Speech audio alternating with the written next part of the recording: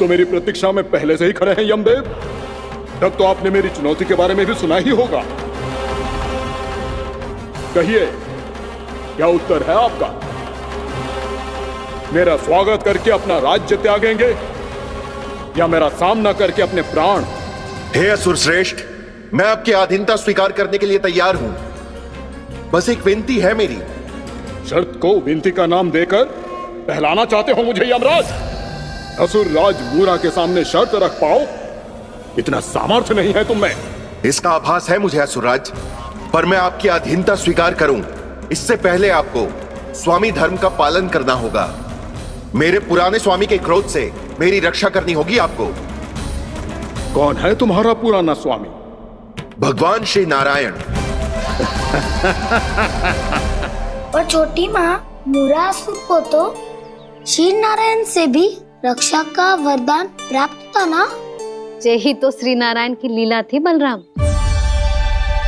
पर वो राक्षस अपने दम में जे समझ ही ना पाओ कि वो क्या भूल करने जा रहे हैं, और पहुंच गो भगवान श्री नारायण को चुनौती देने के लिए।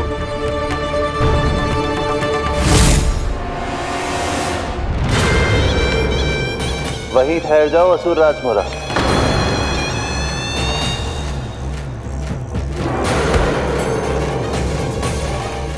यहाँ क्यों आए? आपको पराजित करने और ये वैकुंठ जीतने, ताकि मैं यमलोक का स्वामी बन सकूं। फिर आओ, युद्ध भूमि में मेरा सामना करो।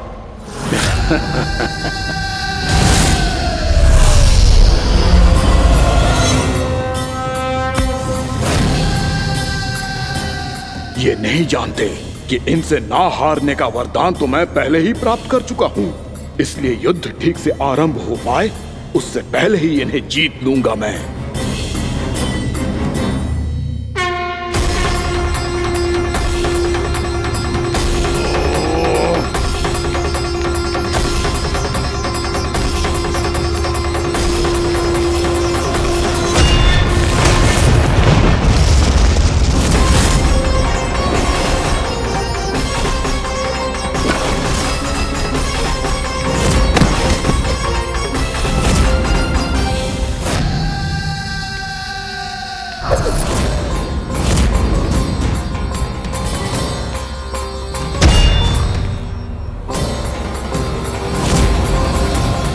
और इस प्रकार ये युद्ध वर्षों वर्षों तक चलता रहो।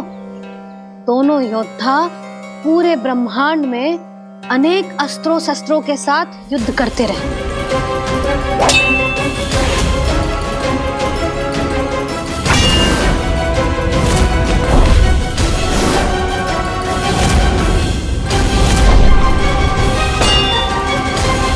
फिर क्या हुआ मैया?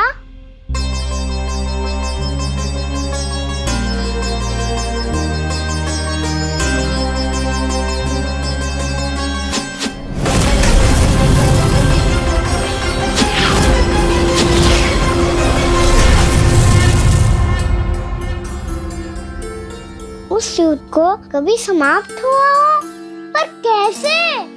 शीघ्र ही वो राक्षस थक गौ लल्ला।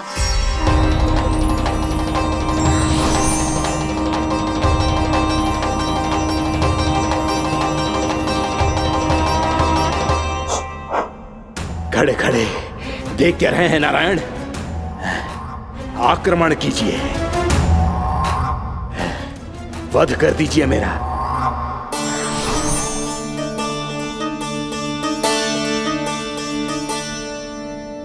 मैं तुम्हारी वीरता से प्रभावित हूं, इसीलिए इतनी थकान की स्थिति में मैं तुम जैसे वीर पर आक्रमण नहीं करूंगा।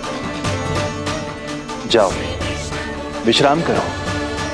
यदि फिर से युद्ध करने की इच्छा हो तो तुम्हारा स्वागत होगा।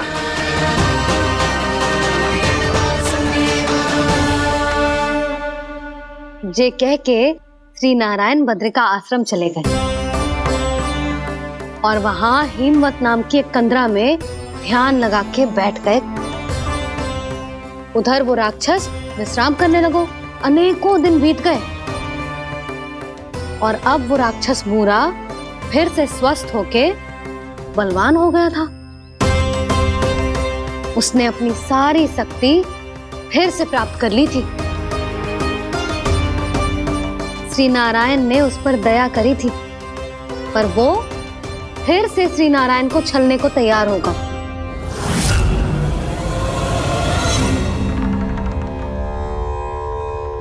ध्यान में बैठे बैठे श्री नारायण योग निद्रा में चले गए,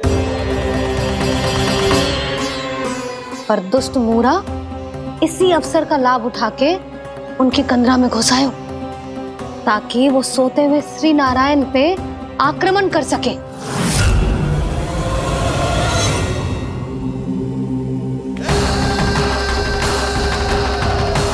आज इस लंबे युद्ध को जीतकर अपने इस अंतिम शत्रु का भी अंत कर दूंगा मैं।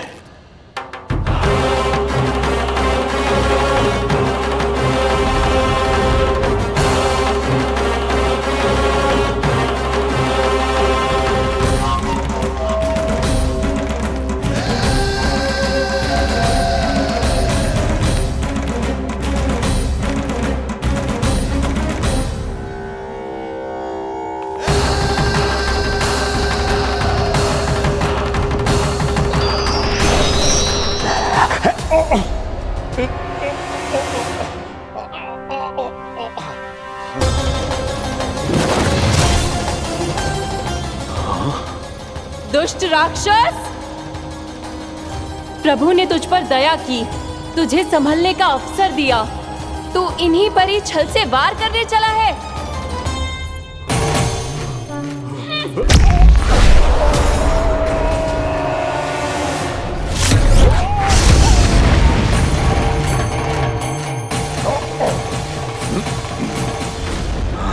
मैं अजय हूँ, मुझे कोई पराजित नहीं कर सकता। ब्रह्मा का वरदान है मुझे।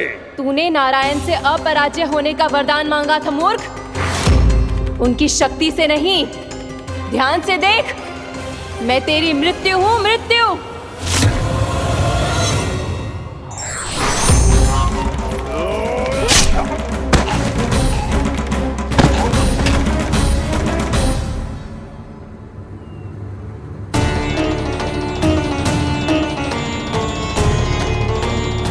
वो देवी कौन थी छोटी माँ? और कौन बलराम, वही तो थी देवी एकादशी।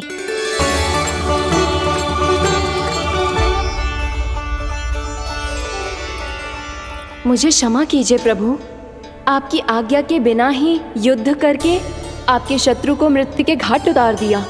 क्षमा नहीं, आपकी तो प्रशंसा होनी चाहिए देवी। असुर राज को मारकर आपने सभी देवताओं को मुक्त करवाया है। इस पापी के अहंकार से तीनों लोकों की रक्षा की है आपने। आप एकादशी की तिथि पर मेरी एकादश इंद्रियों से उत्पन्न हुई हैं। इसीलिए मेरे सभी भक्त आपको उत्पन्न एकादशी के नाम से जानेंगे। सभी तिथियों में आपका स्थान सर्वश्रेष्ठ होगा। जिस तरह आपने राक्षस के आक्रमण से मेरी रक्षा की है, उसी प्रकार एकादशी के दिन व्रत करके जो भी भक्त आपकी कथा सुनेगा, मैं स्वयं उसकी रक्षा करूंगा। जो आपकी पूजा करेगा उसे मेरी विशेष कृपा प्राप्त होगी, और उसके साथ साथ उसे मिलेगा धन, सिद्धि और मोक्ष।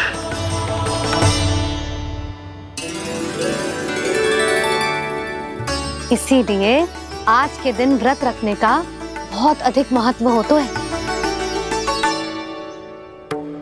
बोलो एकादशी मैया की जय। बोलो श्री नारायण भगवान की जय।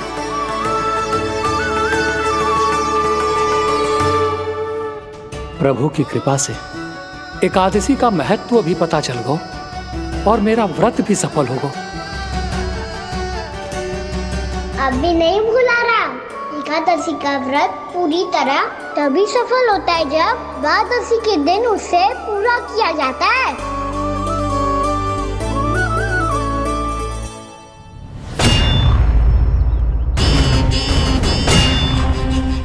आवश्यक है आपको यह आभास होना कि उस विष्णु अवतार को पराजित करने के लिए आपके साधारण योद्धाओं में वो सामर्थ्य नहीं है।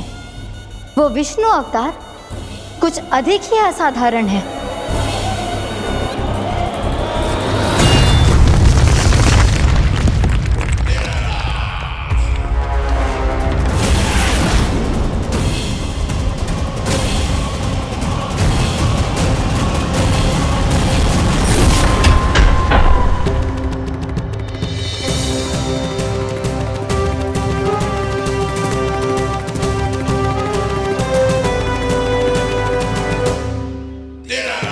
अब मैं दिखाऊंगा उस विष्णु अवतार को असाधारण शत्रु क्या होता है।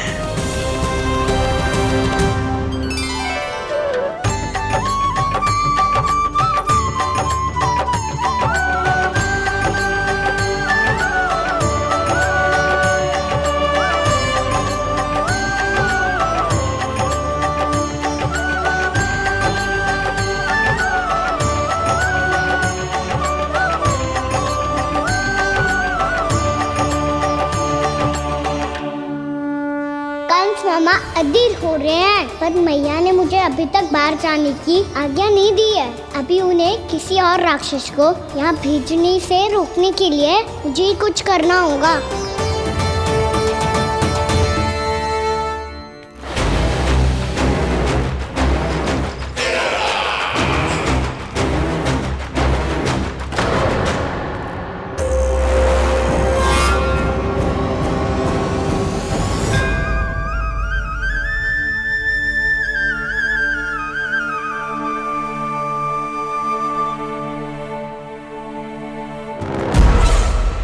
कौन हो तुम? बचपन से ही मुझे मारने का सपना देख रहे हैं, सिर्फ मुझे ही नहीं पहचानते।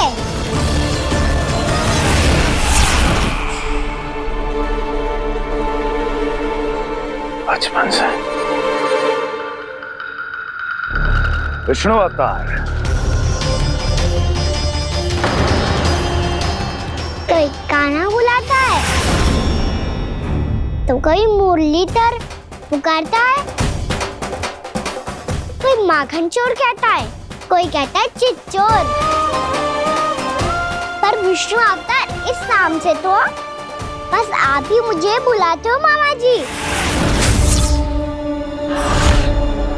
इतना साहस, ये तो यहाँ आ गया है।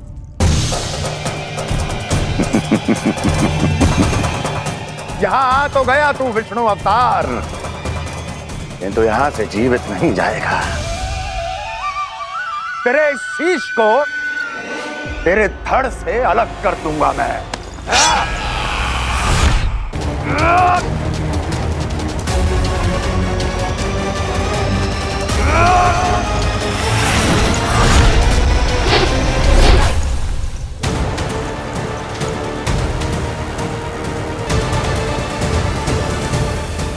कहाँ देख रहे हो मामा जी? मैं तैयार हूँ।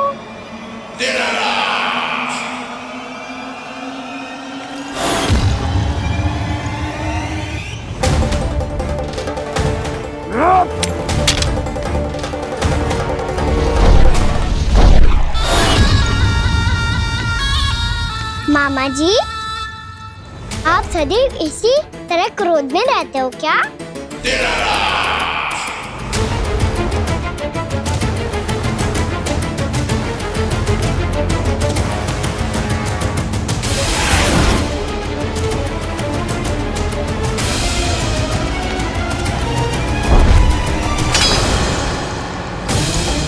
छोड़, छोड़ मेरी तलवार को। छोड़ो तो तब जब पकड़ा हूँ।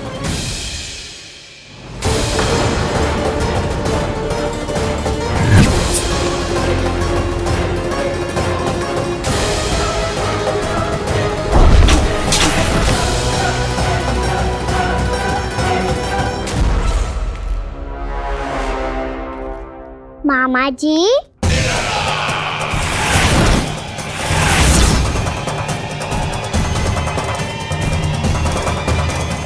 आप थक गए होंगे, थोड़ा विश्राम कर लो। मैं अवश्य थक गया हूँ।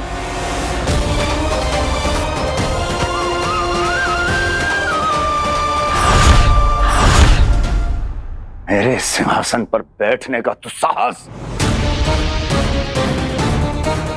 अभी तो बस अभ्यास कर रहा था मामा जी। भविष्य में मुझे तो बैठना है यहाँ।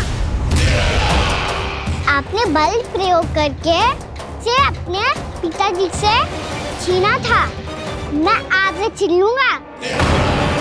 जो छल और बल से लिया जाए वो अधिक समय तक टिकता नहीं है मामा जी।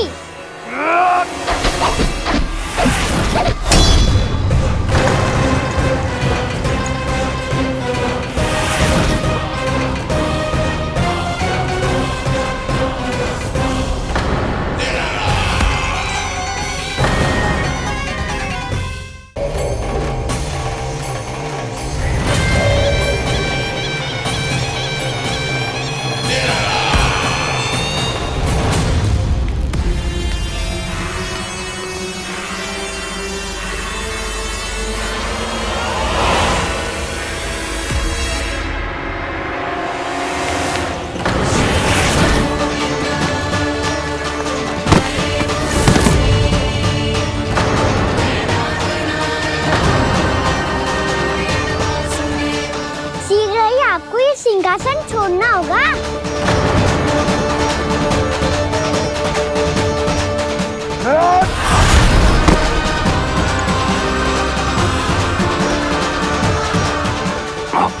वो मेरा सिंहासन छीनना चाहता। वो आ रहा है, वो आ रहा है। सैनिकों! दुर्जन, बंद कर दो सभी द्वार और दरों के, सब के सब। इसकी हर संभावना पर इतना कड़ा पहरा बिठा दो कि ना तो कोई महल के भीतर आ सके, ना तो बाहर जा सके। मुझे महल की चप्पे चप्पे की सूचना चाहिए। जाओ।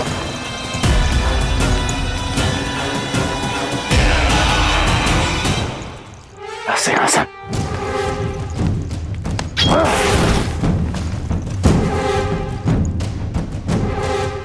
अब आ, दुष्ट मायावी, छलिया विष्णु अवतार, मैं कंस तेरी प्रतीक्षा कर रहा हूँ। देखता हूँ मेरे सिंहासन पर कैसे बैठता है तू। मुझे तो बस कुछ समय चाहिए था, वो मिल गया। अब करते रहिए आप प्रतीक्षा।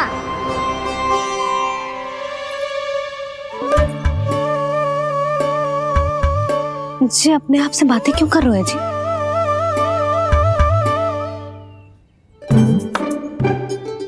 आप मुस्कुरा क्यों रहे हो? ना कछु ना। बताओ क्यों मुस्कुरा रहे हो? तुम ही पर गए जी। जब तुम व्रत करती हो तो तुम भी ऐसा ही करती हो। इसी प्रकार भूख अधिक लगने पर अपना ध्यान भटकाने के लिए स्वयं से ही बड़बड़ाती रहती। होगा। आपको तो बस मेरा उपहास उड़ाने के लिए बहाना चाहिए।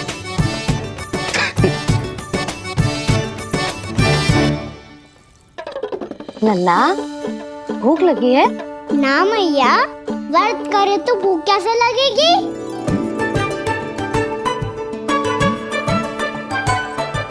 यदि लगी हो तो छोटे बालकों को थोड़ी बहुत भूल चूक क्षमा होती है। कछु ना तो फल तो तू खा ही सकते है।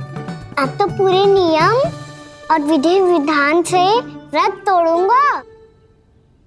कल द्वादशी के सुबह मुहूर्त के अनुसार। ठीक।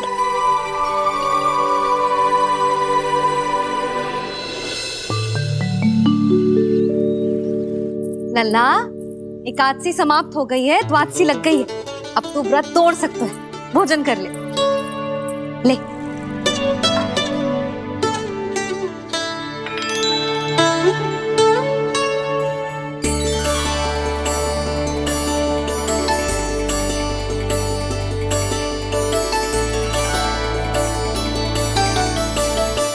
आज तो कार्य कर लीजिएगा। मैं ना चाहती कि सब गांव वाले फिर से आपका उपहास उड़ाएं। अरे, इसी क्षण कार्य आरंभ करना आवश्यक ना है। कुछ खा तो लो। कल भी पूरे दिन व्रत में रहे, अब तो कुछ खा लो। ना ना, अभी बिल्कुल भूख ना है। और हाँ भगवान, तुम्हें चिंता करने की आवश्यकता नहीं है। आज मैं किसी को भी 2 शब्द कहने का अवसर नहीं दूंगा। अरे, कुछ खाओगे पियोगे नहीं तो कैसे रहोगे?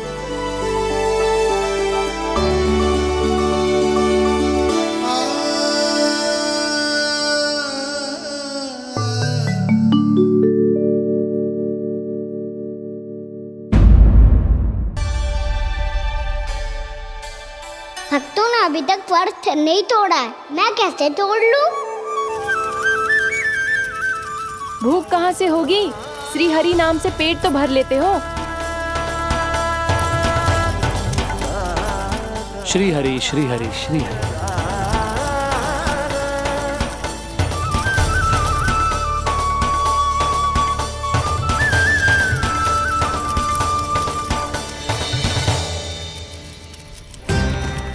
हरि हरि प्रभु हरि, हरि हरि प्रभु हरि, हरि हरि प्रभु हरि, हरि हरि प्रभु हरि।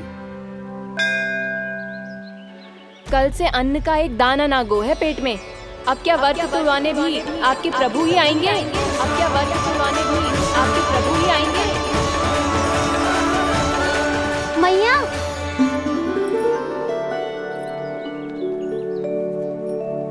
मैया पहले व्रत तोड़ के कछु खा तो लो। अभी ना, लौट के आने के बाद। हाँ,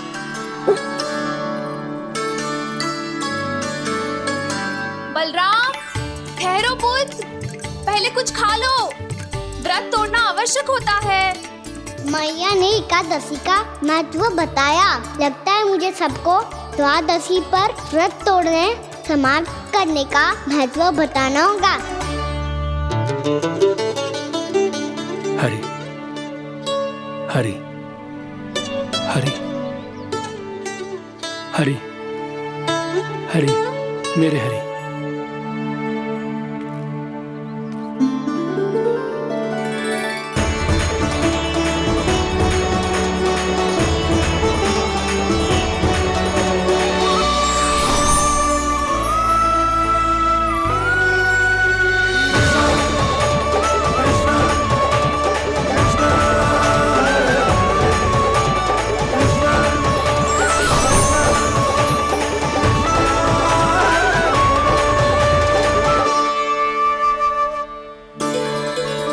अभी अभी तो मैंने बच्चों की मां को वचन दिया था कि आज किसी को शिकायत करने का अवसर ना दूंगा, और अब मैं प्रभु श्री हरि की कल्पना जसोमती रानी के लल्ला में ही करने लगा। ना ना, ये ठीक ना है।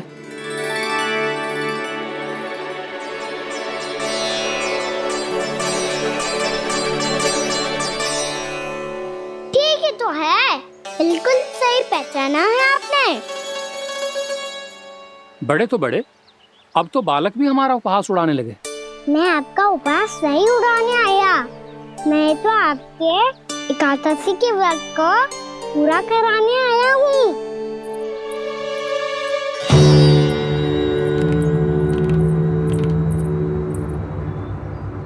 कान्हा,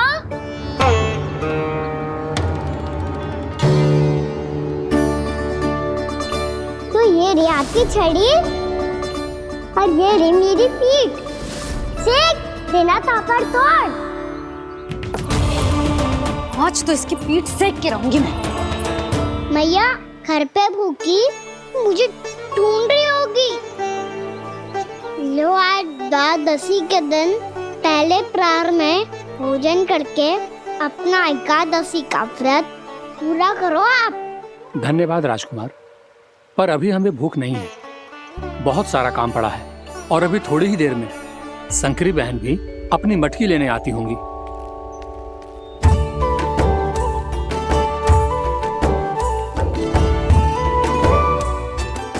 पर मैं आपका व्रत पूरा कराए बिना नहीं जा सकता। भला क्यों? भक्त भूखा रहे और भगवान खा ले, ऐसा हो सकता है भला?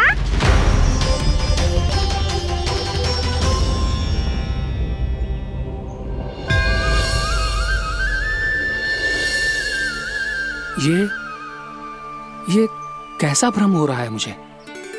मुझे लगता है अपना काम करना चाहिए। एकादशी के पहले प्रार में व्रत पूरा करना बहुत आवश्यक होता है, ना तो एकादशी का व्रत भी पूरा ना मानो जातो। इतनी सारी ज्ञान की बातें तुम्हें कैसे पता है लल्ला?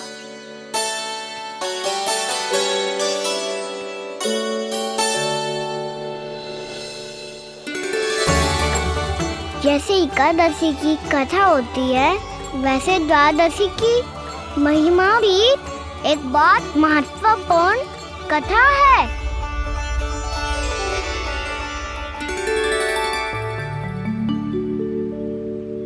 कैसी कथा? बिल्कुल सही समय पे आई हो आप, क्योंकि आपको ये कथा आपको अवश्य सुननी चाहिए।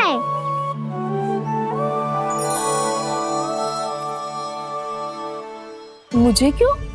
पहले सुन तो लिया, फिर स्वयं ही पता चल जाएगा। बहुत समय पहले एक राजा हुआ करते थे, राजा अम्बरीश। भगवान श्री हरि के बहुत बड़े भक्त थे। ओम नमो नारायणाय। ओम नमो नारायणाय।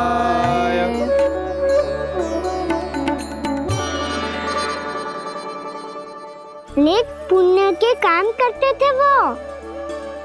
अपनी पत्नी के साथ हरि का नाम जपते रहते थे। उन्होंने 12 माह एकादशी का व्रत करो निर्जल पास किया, और जब उनकी 12वीं एकादशी का व्रत द्वादशी के दिन तोड़ने का समय हुआ, तभी महर्षि दुर्वासा अपनी 100 शिष्यों के साथ उनके महल में पधारे।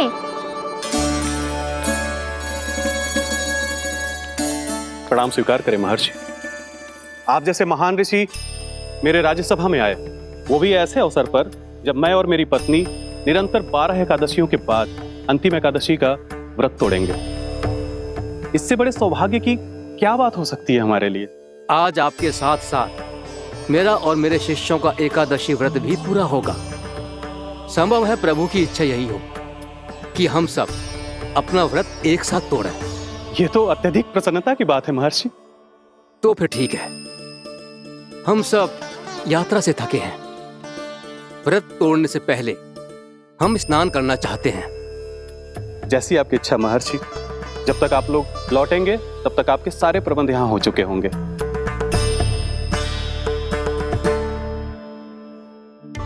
महर्षि दुर्वासा स्नान करने गए थे, पर उन्हें लौटने में विलंब हो रहा था, और इधर द्वादशी पर व्रत पूरा करने का मुहूर्त बीता जा रहा था।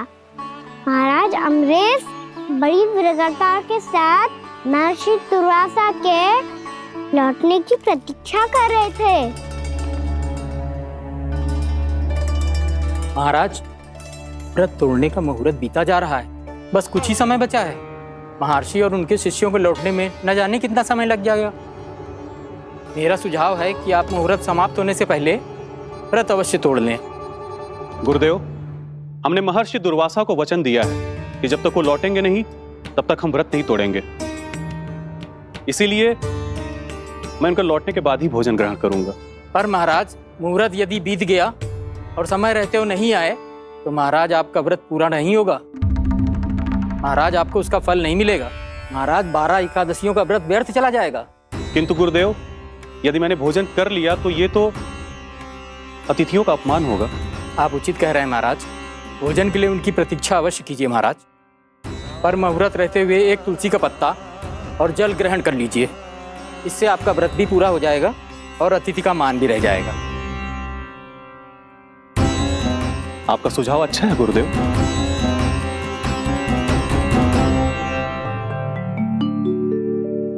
जैसे ही महाराज ने तुलसी का पत्ता खाया, वैसे ही महर्षि दुर्वासा लौट आए। महाराज,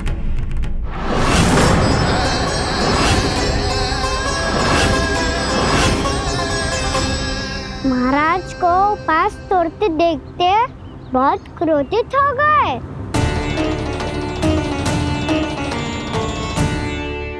बहुत बड़े भक्त हैं आप, परंतु आप ये नहीं जानते अपने अतिथियों के साथ कैसा व्यवहार करना चाहिए। आपने हमें 7 भोजन करने का वचन दिया था, पर अपना व्रत क्यों तोड़ा आपने? महर्षि, मैंने भोजन नहीं ग्रहण किया। कहीं मुहूर्त न निकल जाए इस कारण मैंने एक तुलसी का पत्ता ग्रहण कर लिया। 56 भोग खाया हो या एक पत्ता, अपना व्रत तोड़कर अतिथियों का अपमान किया है, मेरा अपमान किया है। अब आपको दंड भोगना होगा ताकि आप सीख पाएं कि अतिथियों के साथ कैसा व्यवहार होना चाहिए। महर्षि, आप जो भी दंड मुझे देंगे मुझे स्वीकार है, किंतु आप क्रोधित मत होइए। क्रोध का कारण आपने दिया है महाराज। एक महर्षि का अपमान करके राक्षसी प्रवृत्ति का परिचय दिया है आपने, इसीलिए अब एक राक्षसी आपको दंड देगी।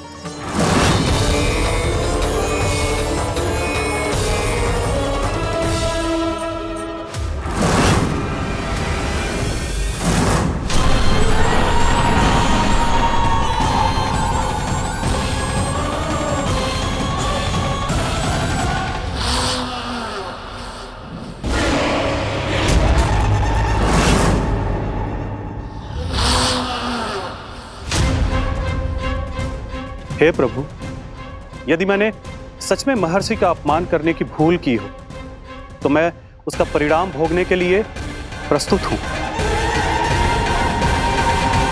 ओम नमो नारायणाय, ओम नमो नारायणाय नमः। महर्षि दुर्वासा को यह आभास ही नहीं था कि महाराज अम्बरीश ने उनका अपमान नहीं किया था, फिर भी उसे अपमान मान के वो श्री नारायण के भक्त पे संदेह कर रहे थे। मैंने भी तो भोला राम की भक्ति पे संदेह किया था। हे नारायण, ये क्या पाप हो गया मुझसे? संदेह किसी अपमान से कम ना हो तो, और भगवान सब सह सकते हैं, पर उनके प्रिय भक्तों का अपमान सहन ना कर सकते, इसीलिए उन्होंने अस्थिचेप करने का निर्णय लिया।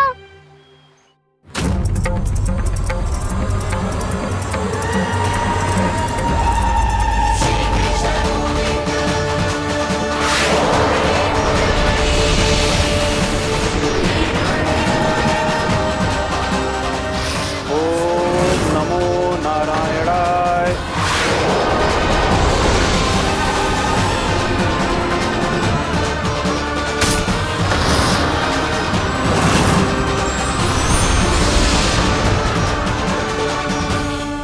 और फिर भगवान का वो सुदर्शन चक्र महर्षि दुर्वासा के पीछे पड़ गया।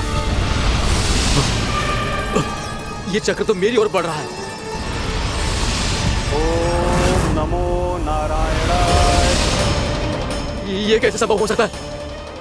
कोई रोको इसे, कोई रोको इसे।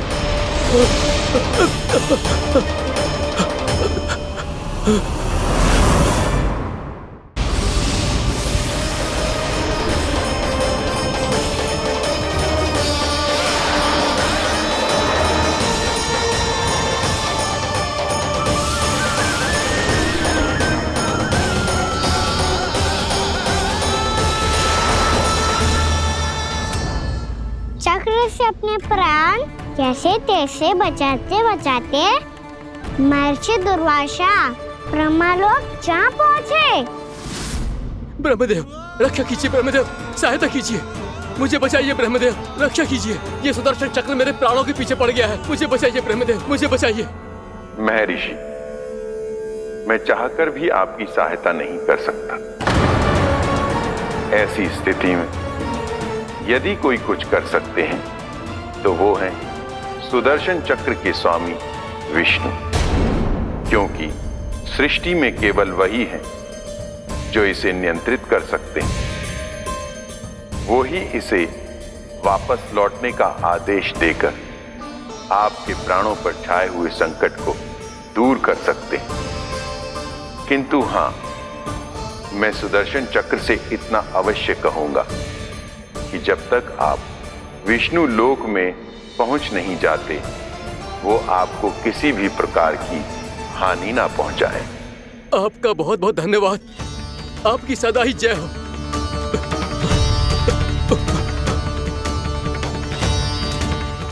फिर क्या था? भागते भागते महर्षि दुर्वासा सीधे भगवान श्री हरि के शरण में बैकुंठ पहुंच गए। त्राहिमाम प्रभु, त्राहिमाम, मुझे बचाइए, मेरी सहायता कीजिए प्रभु, मेरी सहायता कीजिए। मैं आपके इस चक्र और ऊर्जा से नहीं भाग सकता प्रभु। कृपया करके अपने सुदर्शन को रोकिए, इसे वापस लीजिए प्रभु। यह असंभव है महर्षि। एक बार सुदर्शन चक्र मेरे हाथों से छूट जाए तो अपना उद्देश्य पूरा किए बिना, मेरे भक्तों की रक्षा किए बिना वापस नहीं लौटता। कोई तो उपाय होगा प्रभु, कृपया करके मेरे प्राण बचाइए प्रभु। मैं सुदर्शन की ऊर्जा से जलकर भस्म नहीं होना चाहता प्रभु। आप जो कहेंगे मैं करूंगा प्रभु। मेरी सहायता कीजिए प्रभु, मेरी सहायता कीजिए। उपाय है, किंतु मुझे नहीं लगता कि आप वो कर पाएंगे। मैं अवश्य करूंगा। मैं अपनी प्राण रक्षा के लिए कुछ भी करूंगा प्रभु। आपने मेरे भक्त राजा अम्बरीश को भक्ति का कर्तव्य निभाने के लिए अपमानित और दंडित किया है महर्षि, पर भक्त की रक्षा करना भगवान का कर्तव्य है। इसलिए यदि आप भक्त राजा अम्बरीश के पास जाकर क्षमा याचना करें और यदि वो आपको क्षमा कर दे, तो ही ये चक्र आपके प्राण लिए बिना लौट सकता है। अन्यथा आप तो जानते हैं महर्षि, मेरे भक्त का अपमान मेरा अपमान। भक्त का अपमान भगवान के अपमान से कम ना हो तो है। महर्षि दुर्वासा को भी ये बात समझ आई और फिर उन्होंने महाराज अम्बरीश से क्षमा याचना की। महाराज महाराज महाराज महाराज महाराज, मुझे क्षमा करें महाराज, मुझसे बहुत बड़ी भूल हो गई महाराज, मुझसे बहुत बड़ी भूल हो गई महाराज। महर्षि, आप हमारे चरण छुए ये उचित नहीं। महाराज, महाराज अम्बरीश, आप नारायण के सच्चे भक्त हैं। मैंने आपको अपमानित किया, दंडित करने का प्रयास किया महाराज। इस अपराध के लिए मुझे क्षमा कीजिए महाराज, और इस सुदर्शन चक्र से मेरे प्राण बचाइए महाराज।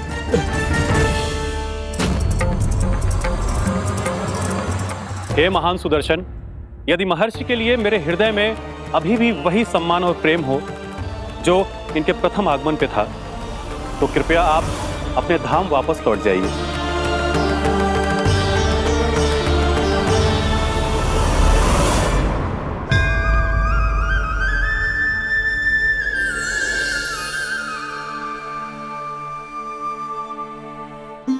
आपका बहुत बहुत धन्यवाद महाराज अम्बरीश।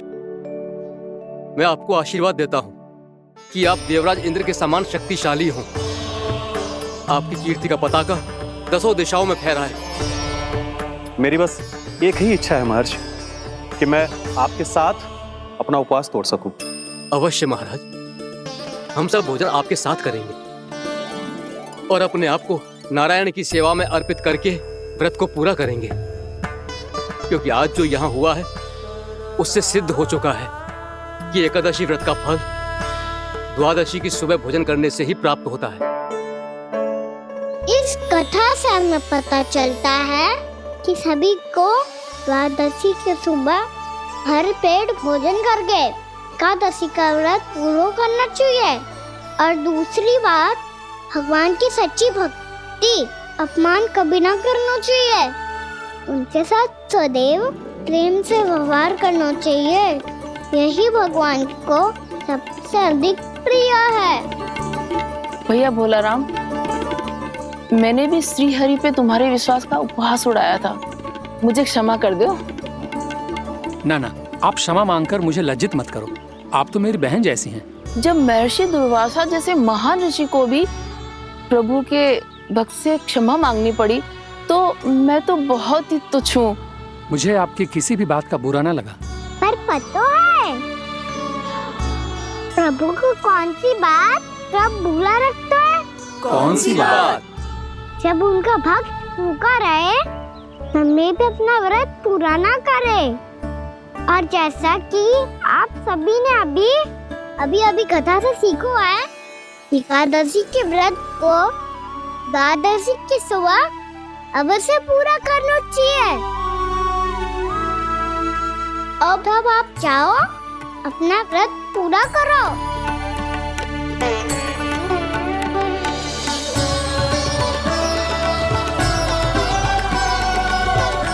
मैं आपके लिए जल लेके आती हूँ।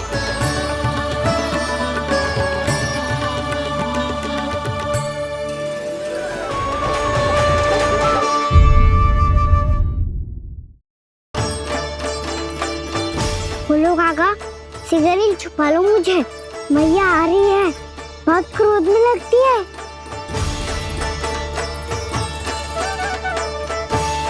आज तो बहुत दंड मिलेगा। अभी क्षण भर पहले तो ये साक्षात भगवान के रूप में बात कर रहे थे और अब अचानक ही ऐसे बालक बन गए जो मैया से दंड मिलने के भय से व्याकुल हैं। बोला काका, किस सोच में पड़ गए? सिगरेट छुपा लो मुझे।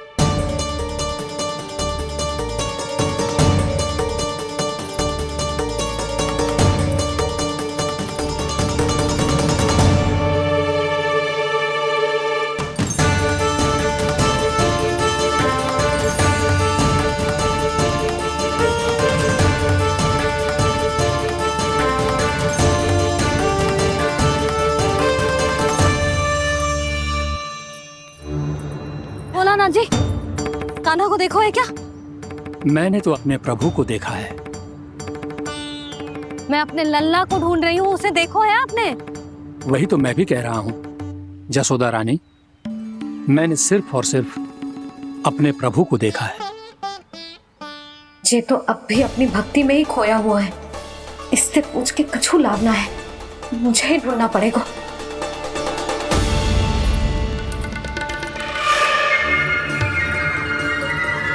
बच गए। शंकरी मौसी, कान्हा को देखो है क्या कहीं?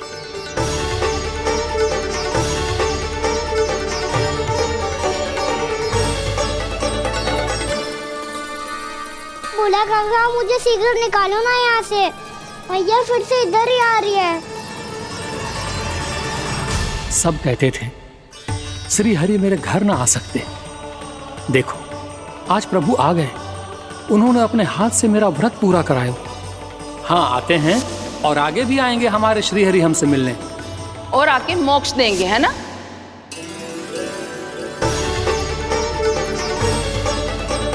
सिगरेट निकालो ना भोला काका, भैया आ रही है।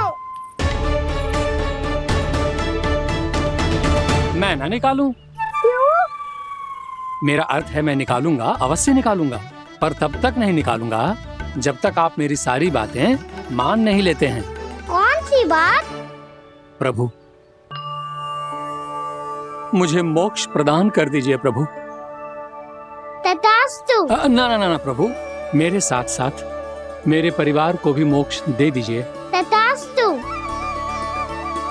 अब तो निकाल दो, मैया देख लेंगी। ना प्रभु, मेरे परिवार के साथ मुझसे जुड़ी हुई हर वस्तु, जीव जंतु, प्राणी, गाय बैल भैंस, सभी को मोक्ष प्रदान कर दीजिए प्रभु। तथास्तु। प्रभु, आप सच में अद्भुत हैं। मैंने जो मांगा आपने बिना सोचे समझे सब प्रदान किया। मैं ही अपनी मांगे बढ़ाता रहा। प्रभु, प्रभु मुझे क्षमा कर दीजिए, प्रभु मुझे क्षमा कर दीजिए।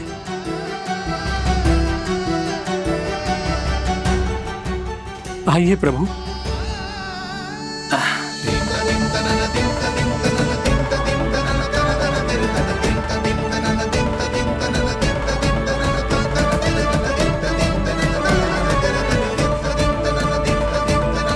प्रभु, आप तो प्रभु हो, हरि हो, भगवान हो।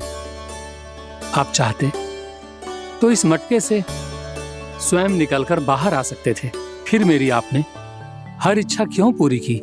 क्योंकि मेरे भक्त की इच्छा पूरी करने में मुझे भी प्रसन्नता मिलती है। ना तो मैं अपने भक्तों का अपमान सह सकता हूँ और ना ही उनकी इच्छा अधूरी रहने दे सकता हूँ।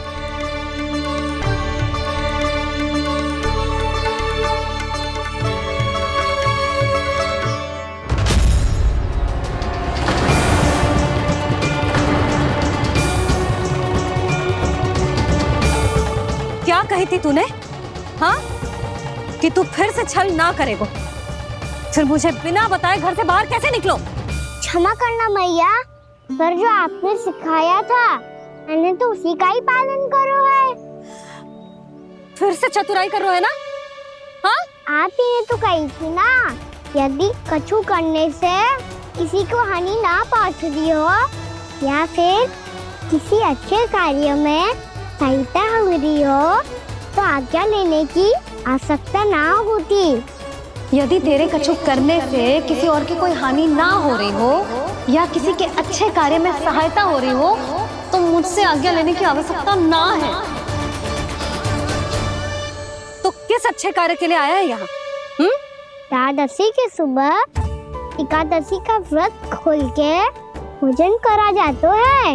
ये बात ना तो भोला काका को पता थी, ना शंकरी मासी को और ना ही किसी और को। और तुझे पता थी? हाँ, मेरी मैया ने बहुत अच्छे से सिखाया है मुझे। जैसे कल तूने एकादशी कथा सुनाई थी ना, आज वैसे ही तेरे लल्ला ने सबको द्वादशी कथा सुनाई है। सच्ची यशोदा रानी जी, इसने तो हमारी आंखें ही खोल दी। और भाभी, सच तो ये है कि मुझे भी ना पता था कि ये इतना बड़ा ज्ञानी है और इतना अधिक समझदार।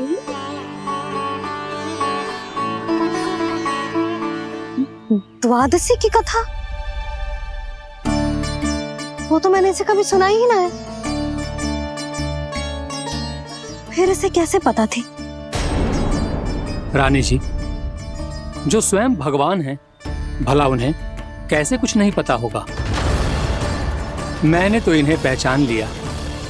और हाँ, आप सब लोग भी इन्हें अपने अंतर्मन की आंखों से देखिए, हो सकता है इन्हें पहचान पाएं। ये कोई और नहीं है, श्री नारायण है, मेरे श्री हरि, मेरे प्रभु। जय श्री हरि।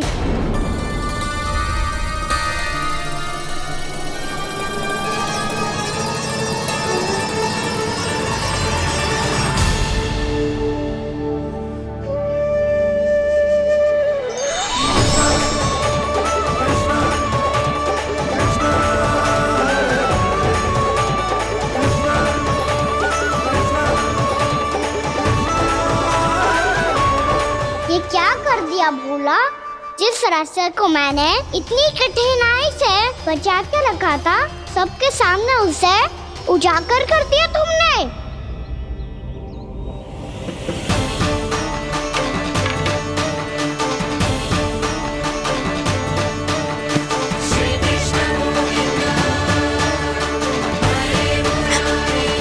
नारायण, नारायण, श्री नारायण।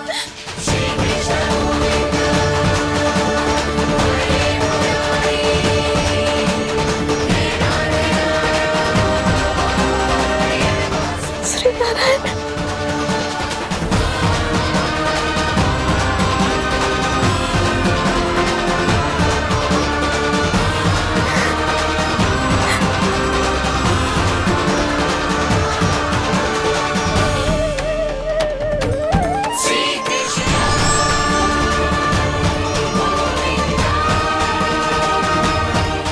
श्री नारायण प्रभु।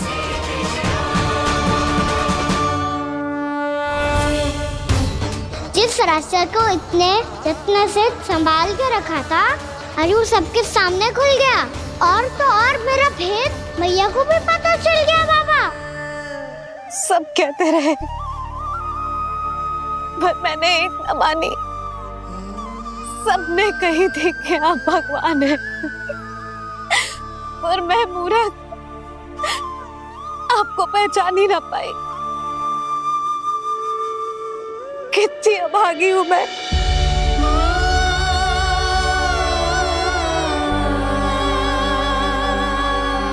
जिस मुंह से मुझे आपकी महिमा गानी चाहिए थी, उसी मुंह से मैंने आपको डांटा है।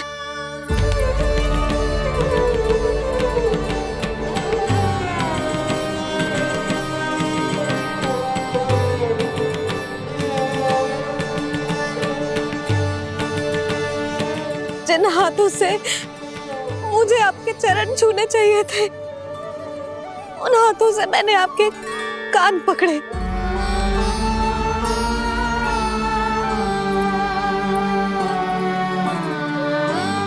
मुझे तो आपकी सेवा करनी चाहिए थी प्रभु, और मैंने आपको दंड दिया, आपको घर से बांध दिया।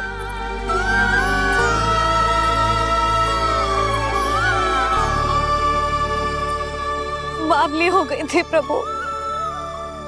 अपने श्री नारायण को, अपने प्रभु को एक साधारण सा बालक समझ लिया मैंने।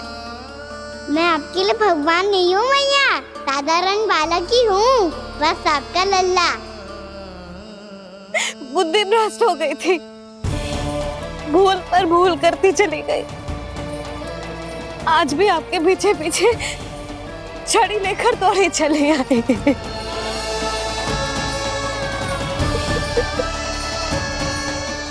अपने आप को दोष मत दो मैया, आपके इस ममता के लिए तो जन्म लिया है मैंने। हमारा से मन बदलने मत दो, मेरे लिए वही पुरानी मैया बनी रहो आप, और मुझे रहने दो आपका वही नटखट लल्ला। मुझे क्षमा कर दो प्रभु, मुझे क्षमा कर दो। बाबा ये कैसा अंत हो गया आज? मैया तो मुझे भगवान मानने लगी, पर मैं इसे स्वीकार नहीं कर सकता। अभी नहीं बाबा, इतनी शीघ्र नहीं। आप ऐसे खड़े क्यों बाबा? कुछ ऐसा करो ना कि मैया फिर से मेरे मैया बन जाए। उनकी दृष्टि में भक्ति नहीं, ममता चाहिए मुझे। कान्हा, मेरे सामर्थ्य में हो तो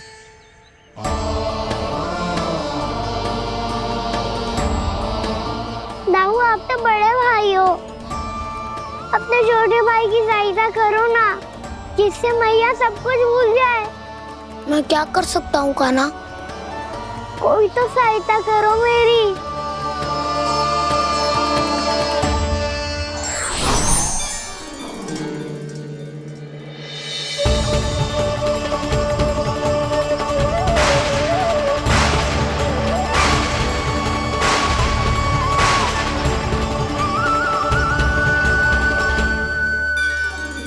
अपने आप को संभालिए प्रभु।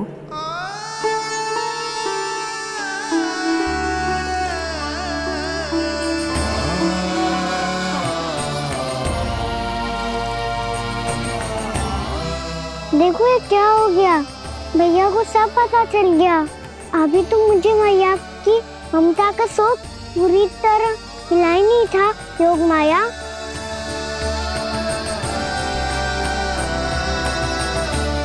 मेरी सहायता करो ना। कितनी अद्भुत है ममता की शक्ति। भगवान को भी एक साधारण बालक बना देती है। बालक की बना रहना चाहता हूँ मैं, नहीं चाहता दिव्य होना, नहीं चाहता भगवान बनना।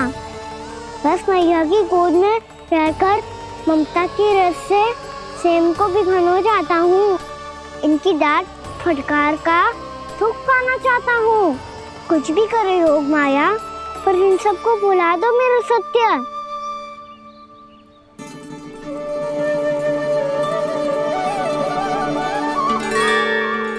पर इन्हें तो मोक्ष का वरदान मिल गया है प्रभु। इसलिए इनके लिए समय की गति को लौटा पाना संभव नहीं होगा। प्रभु, अब मुझे ये सब भूलने की कोई आवश्यकता नहीं है। मुझसे जो त्रुटि हुई है अब वो दोबारा कभी नहीं होगी, और आज के बाद आपका ये सत्य मैं किसी को नहीं बताऊंगा प्रभु, क्योंकि मुझे पता चल गया है कि आपका यशोमती मैया के लल्ला बने रहना कितना आवश्यक है।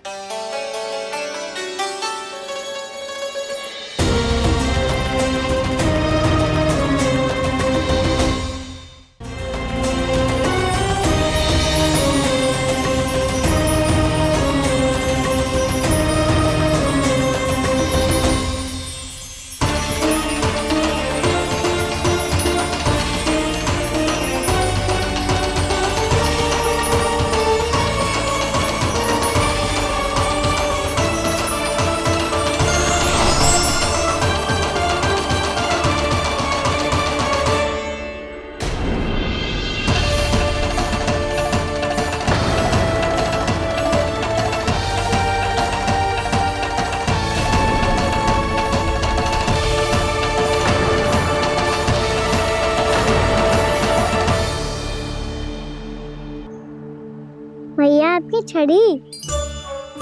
पहले चुपके से भाग जातो है, फिर स्वयं ही छड़ी भी पकड़ा रोए हैं? नटखट कहीं का। हंसी आ रही है? अरे किस बात पे इतनी हंसी आ रही है रे? हाँ?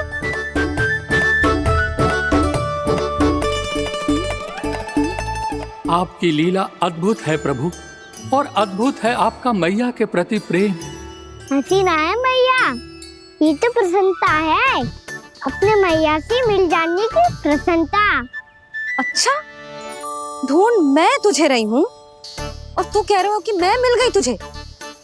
तू घर चल लल्ला, अच्छे से पिटाई करूंगी तेरी।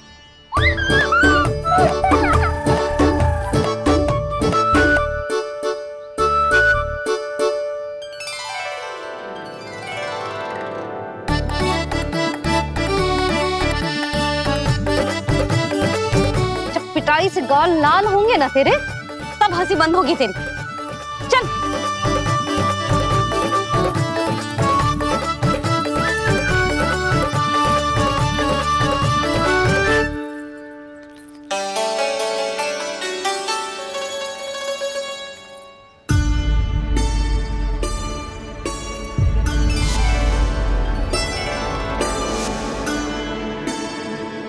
लगता है भैया की और चतन स्मृति वापस आ रही है।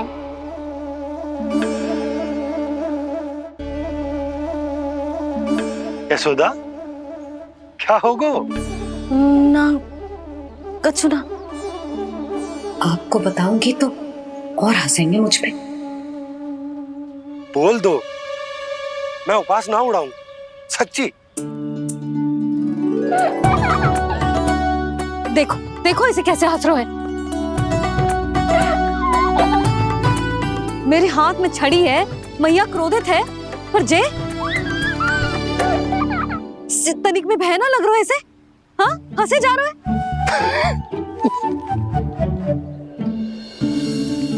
दोनों बाबा लल्ला एक जैसे हो।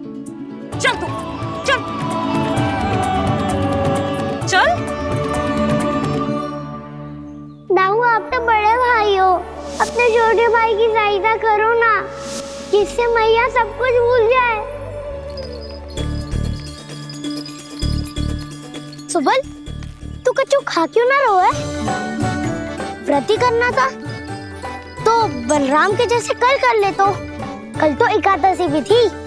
खाना के बिना कछु करने का मेरा मन ही ना कर। तो बात तो सच्ची है, उसके बिना गोचरण भी ऐसा लगता है जैसे कितना भारी कार्य है, व्यवस्था में करना पड़ता है। सही कह रहे हो तुम दोनों। मैं तो गोपालक भी इसलिए बना था ताकि कान्हा के संग खेलने को मिल जाए। बलराम तो हमारा सका कम और मुख्य अधिक है।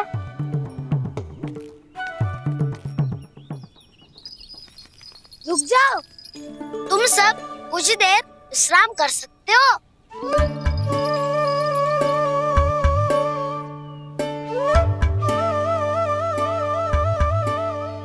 तू बोल। ना मैं ना बोलूंगा, तुम दोनों ही बोलो। और तुम सबका सखा पहले हूँ और टोली का मुखिया बाद में, इसलिए घबराने की आवश्यकता नहीं है। जो भी बात है बिना हिचक बता सकते हो मुझे। तो फिर कुछ ऐसा करो ना कि कान्हा फिर से हमारे साथ गौचारण करने के लिए आने लगे।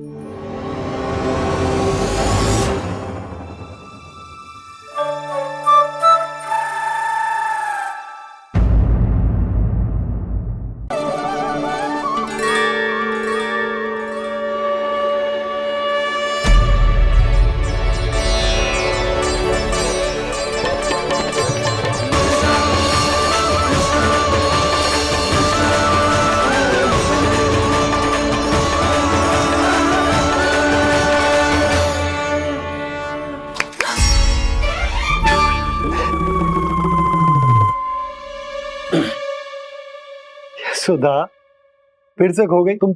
अरे कौन से स्वप्न लोक में चली जाती हो तुम बार बार? हमें भी बताओ। माया का प्रभाव ममता पर अधिक समय तक नहीं रह पाता प्रभु। अरे बोलो ना यशोदा, क्या सोच रही थी?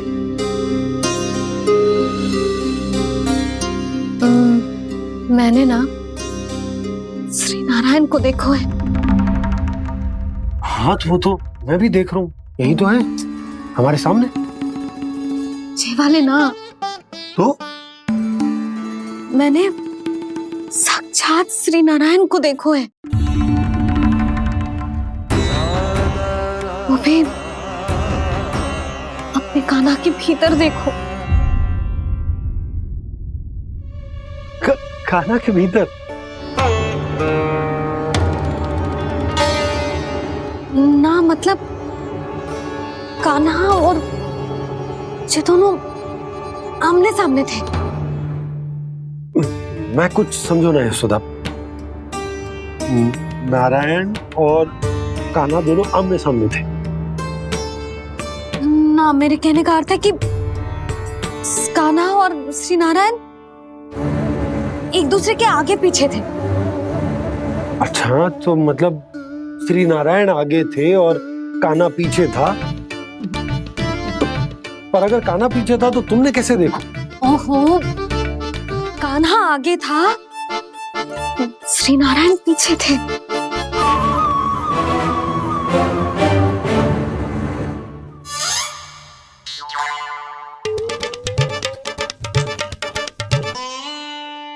यशोदा, एक बार फिर से सोचकर बताओ कि नारायण आगे थे या कान्हा आगे था? ठीक से याद करो। बहुत बता तो रही हूँ जी, थोड़ी धुंधली धुंधली सी स्मृति है। बाबा, इससे पहले कि उनके संदेह की अग्नि स्मृति की वायु पाकर और भड़क जाए, कुछ भी करो पर बुझाओ इसे। स्वप्न देखो है तुमने? हाँ, संभव है स्वप्न ही था। पर यदि स्वप्न था तो सुबह सुबह उठते ही उसकी स्मृति क्यों ना आई? अब क्यों आ रही है उसकी स्मृति? और वो भी तब से जब से मैं भोलाराम के यहाँ से कान्हा को लेके आई हूँ।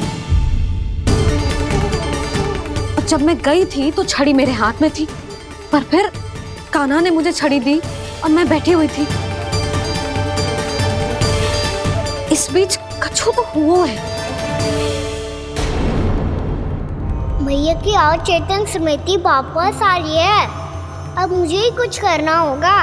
मुझे लगता है जी, जब मैं वहाँ गई ना, भैया व्रत पूरा करने का सुबह मुहूर्त निकल जाएगा और अब तो भूख भी बहुत तीव्र लग रही है। हे नारायण, मैं तो भूल ही गई कि लल्ला भी तो कल से भूखा है।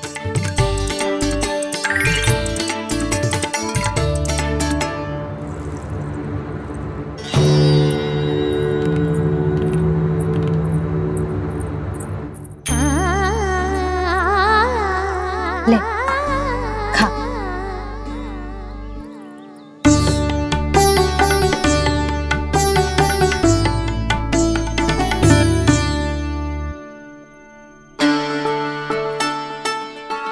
संतान की चिंता में सब कुछ भुला दे, ऐसी ही होती है ममता। और कान्हा को अच्छे से पता है कि इसको लाभ कैसे उठाना है। हाँ बाबा, लाभ ना, मैं तो मैया की ममता का आनंद उठाना चाहता हूँ, जितना संभव है उससे भी अधिक।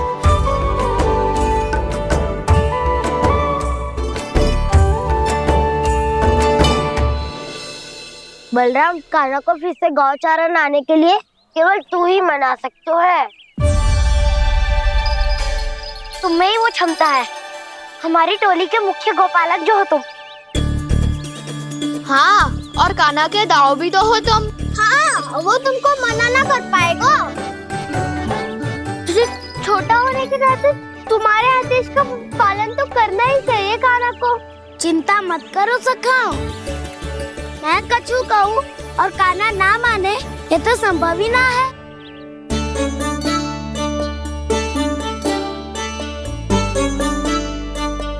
आज जो हुआ ना जाने और कितने समय तक मेरा सत्य आपसे छिपा रह पाएगा, इसीलिए आपसे अधिक से अधिक समय मैं आपके साथ ही बिताऊंगा।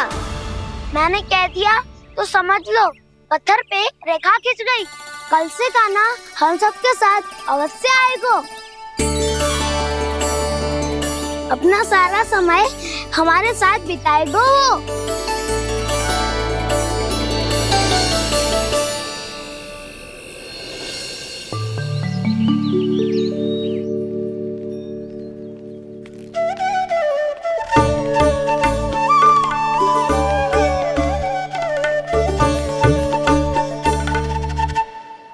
अभी तक तैयार नहीं हुए? तैयार? गौचारण के लिए चलना है ना, तुम्हें लेने आया हूँ। नाना तो मैं ना चल सकता, मुझे आज्ञा ना है। वो तो माखन चोरी के लिए भी नहीं थी। उस दिन जो वक्कासुर के सामने चले गए थे तुम, तभी तो नहीं थी आज्ञा।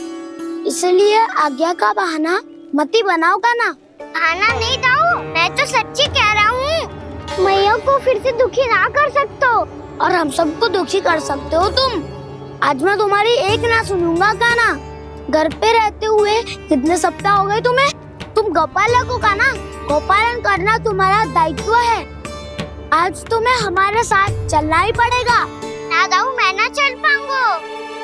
बलराम, तुम तो कह रहे थे कि कान्हा तुम्हारी हर बात मानता है, पर इसने तो बड़े भाई का अनादर कर दिया। रुक जाओ कान्हा, सत्य बताओ, तुम छोटी माँ के कारण वन नहीं चल रहे हो या अब तुम्हें हमारे साथ रहना ही अच्छा नहीं लगता? कहीं ऐसा तो नहीं गौचारण में तुम्हारी रुचि समाप्त हो गई हो? ना दाऊ, ऐसा कछु ना है। मुझे गौचारण की बात प्रिय है और आप सबका साथ भी। तो फिर वन चलने में क्या समस्या है तुम्हें? अपने दाऊ की बात मान लो और चलो चुपचाप। मैंने सबको वचन दिया है कि तुम हम सबके साथ चलोगे। पर दाऊ, मैंने भैया को भी वचन दिया है कि मैं नहीं जाऊंगा। इसका अर्थ है कि मेरे वचन का कोई मूल नहीं है। मैं तुमसे बड़ा हूँ कान्हा, तुम्हें मेरी आज्ञा माननी चाहिए। मुझे भी तो वचन दिया था तुमने। दाऊ, आप समझ क्यों आ रहे? मैंने कहा ना, मैं नहीं जा सकता। रुक जाओ कान्हा।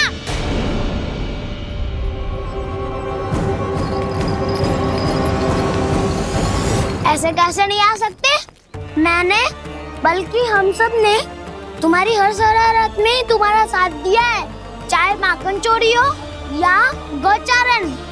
और अब तुम अपने दाऊ को ही पीठ दिखा के जा रहे हो। दाऊ, मैं आपका बहुत सम्मान करता हूँ, पर मैंने कहा ना, मैं नहीं जा सकता।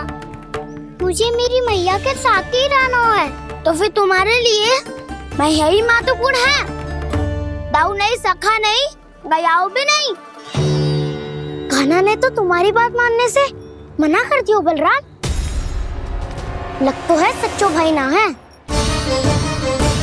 जानते हो इससे क्या सिद्ध होता है कान्हा? कि तुम छोटी माँ के पुत्र नहीं हो, कि तुम छोटी माँ के पुत्र नहीं हो। दाऊ ये क्या कह रहे हो आप? और नहीं तो क्या, तुम उनके वास्तविक पुत्र होते तो अपने दाऊ की आज्ञा कभी नहीं टालते। ऐसा मत ही कहो दाऊ, मैं अपनी मैया का ही लल्ला हूँ। मुझे तो लगता है छोटी माँ हाथ से ग्रह करके लाई है तुम्हें। अब ऐसा क्यों बोल रहे हो दाऊ? क्योंकि मैं वो सत्य देख रहा हूँ जो तुम नहीं देख पा रहे हो। छोटी माँ और छोटे पापा दोनों गोरे हैं और तुम अपना रंग देख लो, स्वयं विचार कर लो। जी तो मैंने भी सोचा था, बस बोला नहीं। हाँ तो क्या हुआ, मेरी त्वचा का रंग अलग है, मैं उन्हीं का ही लल्ला हूँ। बस धूप में तुम सबके साथ इतना खेला हूँ कि मेरी त्वचा का रंग बदल को है। बड़बोली बात मत कर कान्हा, स्वयं को बचाने के लिए हम पर दोष लगा रहे हो। सत्य तो ये है कि तेरी त्वचा सदैव से ऐसी थी कान्हा। लग तो है ये कि बलराम सही कह रहा है। इसका अर्थ है कि सस्य में नन काका यशोदा काकी इसके हाथ से ग्रेप करके आए हैं। बालक हाथ में थोड़ी ना मिलता है। हमारे घर में जो बछड़ा है उसको तो मेरे बाबा हाथ से ही लाए थे, पर मुझे हाथ से कोई ना लायो है। मैं अपनी मैया का ही लल्ला हूँ, यशोमती मैया का नंदलाला ही हूँ मैं। तुम्हें वन चलना है तो चलो या फिर मत चलो, पर छोटी माँ और छोटे बाबा का लल्ला बनने का स्वांग करने की कोई आवश्यकता नहीं है।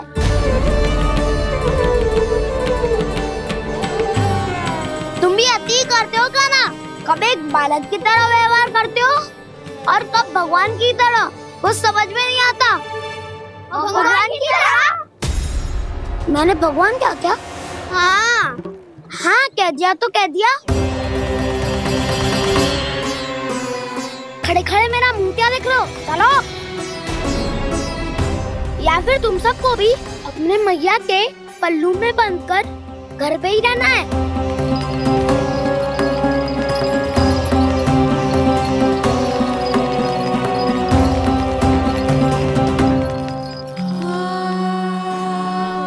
जानते हो इससे क्या सिद्ध होता है कान्हा?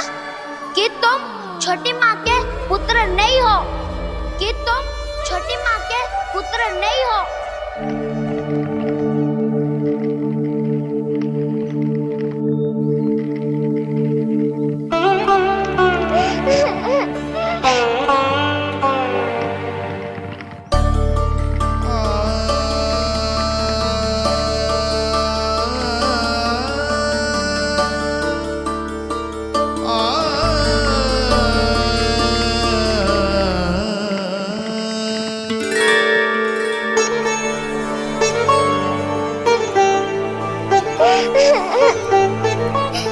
क्या हो गो लल्ला, रो क्यों रहो?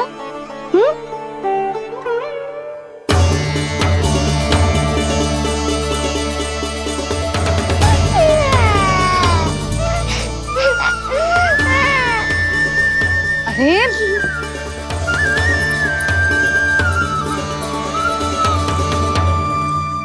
मैया को ना बताए को लल्ला, क्या हुआ?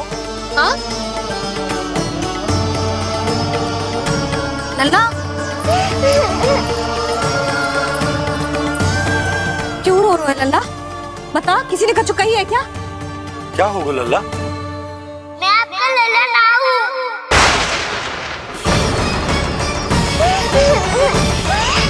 ऐसा क्यों कह रहे हो तू? क्या होगा? आपका भी लल्ला ना हूँ मैं।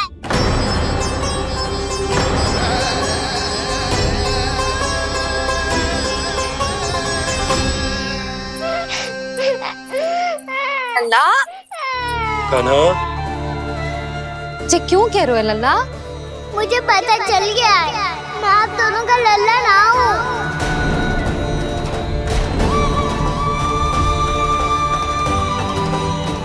कुछ भी उल्टा सीधा बोल रहे हो। तू मेरा ही लल्ला है ना, आप मुझे हाथ से गिरा करके लाई हो।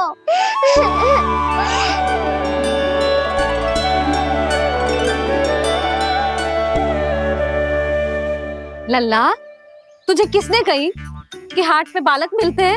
मिलते हैं, पूरी गैया का बालक भी तो हाट से ही आयो है। अच्छा, क्षण भर के लिए मान लिया कि हाट में बालक मिलते हैं, पर तुझे कैसे पता चला कि तुझे हाट से ही लेके आए? मेरा रंग देखो और फिर अपना हाथ देखो। मैं रात के अंधेरा जैसा हूँ और आप दिल की उजाली जैसी। पापा का रंग भी आप जैसा ही है, बस मैं ही बावला हूँ।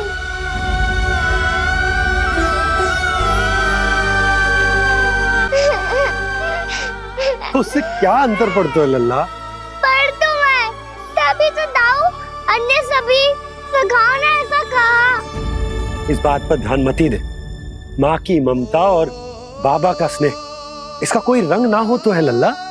तो फिर आप ही बताओ, भैया क्यों गोरी और मैं क्यों काला?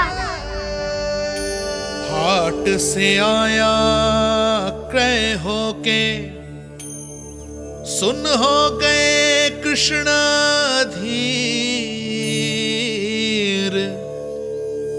मैया गोरी बाबा गोरे। लल्ला, मैं क्यों तू चल मेरे साथ, अभी सिद्ध हो जाएगा कि तू मेरा ही लल्ला है। चल।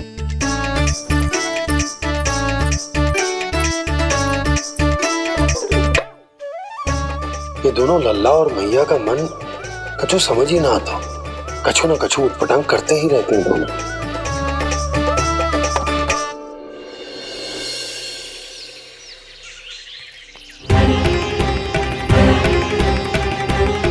भैया ऐसे ले जा रही है मुझे, कहाँ और क्यों?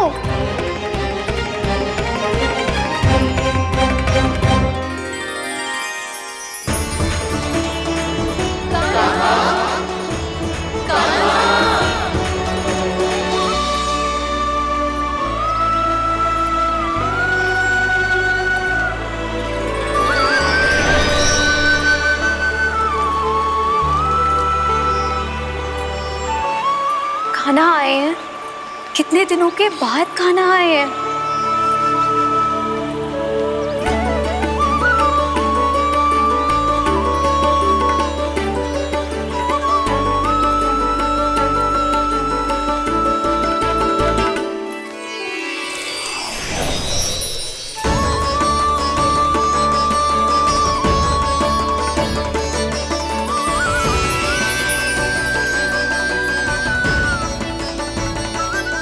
आंखें पथरा गई थी मार्ग देखते देखते। आज बहुत दिनों के बाद आपके दर्शन करके मेरे वन का और मेरे मन का कोना कोना जैसे खिल उठा हो। तुम्हारी योजना का भी कोई लाभ ना हो। योजना बना के छल में फंसाना मुझे नहीं आता। इस सब में तो केवल कान्हा ही प्रवीण है। कल उसने यशोदा काकी से हम सबकी शिकायत कर दी तो ले लग तो है कर ही दी, वो देखो।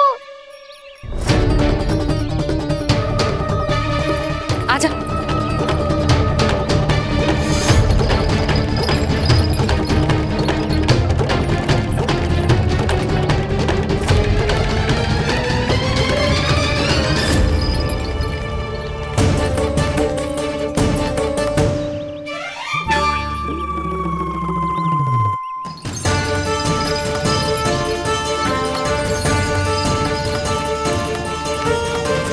बलराम, बलराम,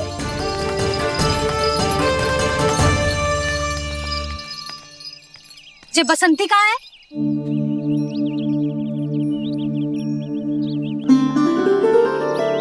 जे देख बसंती, हाँ, और उसका लल्ला वो गोपी। उन दोनों की त्वचा का रंग एक सा है? कान्हा, तू देख के बता, बसंती और उसके लल्ला का रंग एक सा है? और जे देख डमरू, इसका जन्म तो तेरे सामने हुआ था ना? हाँ? और उसकी मैया गोमती, इन दोनों की त्वचा का मिलान कर। एक सा रंग है।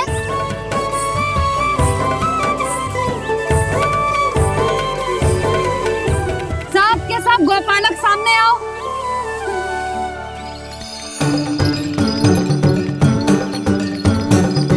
अब तुम सब भी देख के बताओ, दोनों की त्वचा एक जैसी है या रंग अलग अलग है?